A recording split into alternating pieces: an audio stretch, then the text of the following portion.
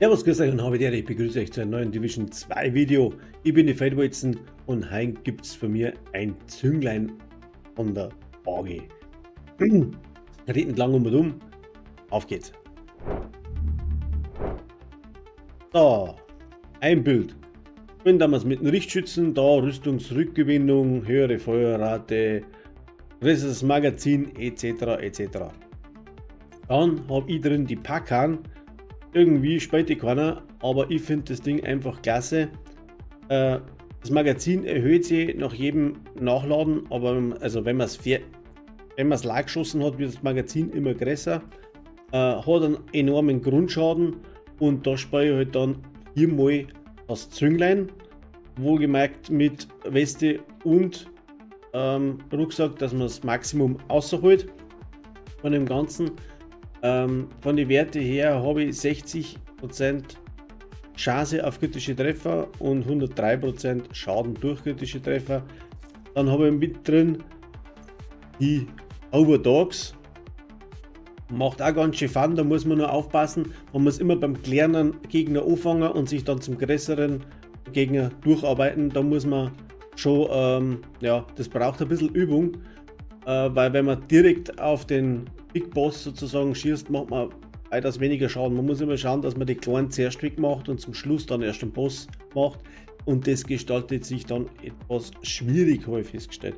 Aber wenn es funktioniert, hat man 30% mehr Schaden gegen die Gegner.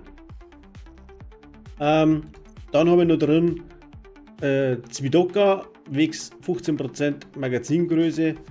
Und alles auf Chance durch kritische Treffer und Schaden auf kritische Treffer gerollt. Wenn wir es einmal schnell durchgehen, die Legs hinten, ja, die habe ich auch mit dabei. Wird eigentlich nichts zur Sache, kann ja jeder mitnehmen, was er will. Auch das Maschinengewehr ist individuell zum Tauschen. Ich habe die Packung weil ich festgestellt habe, die haut fast 2 bis 3 Mille Schaden aus, wenn die Stacks oben sind. Man kann das Ganze natürlich auch mit der Aufruhr von der Cesca oder mit dem Gebet des Fuchses spielen. Variationen gibt es da derer vieler, aber ja, ich habe mich heute jetzt einmal für die entschieden. Skills habe ich einen Wiederbeleber und die Heiler-Drohne mit dabei. Alles in allem eigentlich ein relativ einfaches Bild, aber wie gesagt, im Gameplay sagt man, das haut ganz schön rein, das Ding.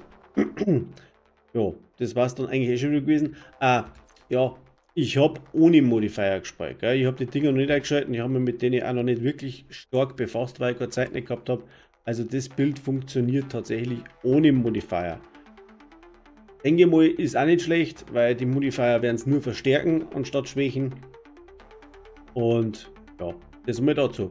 Das war es schon wieder gewesen. Und wenn euch das Bild gefällt oder ja, wenn es mir ein bisschen supporten willst, Abo, Like immer gern. Gell? Also bis zum nächsten Mal, habe ich dir für euch selber.